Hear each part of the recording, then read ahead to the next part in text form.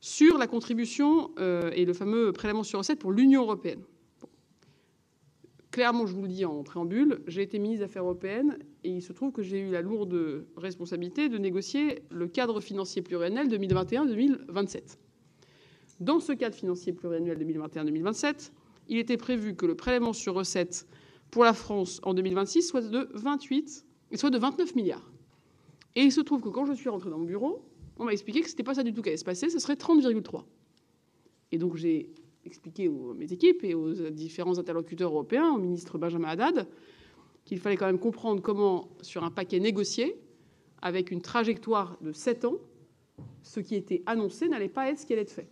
Et donc nous avons travaillé dans une négociation de tout le Conseil, avec évidemment les autres pays contributeurs nets. Ce n'est pas un rabais français. Nous avons repris avec la Commission européenne et avec le Conseil une négociation pour que nous en revenions à la politique de cohésion, à ce qu'étaient les critères de financement avant le Covid. Au fond, de faire la même chose que ce que nous allons faire en France, de mettre fin aux dispositions très coûteuses qui étaient bénéfiques et utiles pendant le Covid, mais qui ne sont plus aujourd'hui.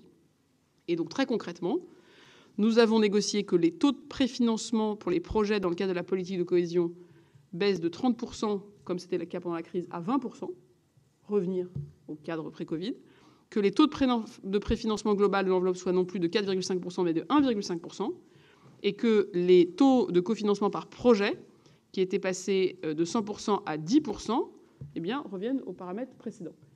C'est une négociation que nous avons, nous, activée France.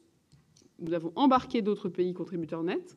Nous nous sommes convaincus collectivement qu'avec ces nouveaux paramètres, la Commission avait tout à fait la possibilité de déployer une politique de cohésion ambitieuse pour refaire revenir le financement à ce qu'il était prévu au moment de la négociation.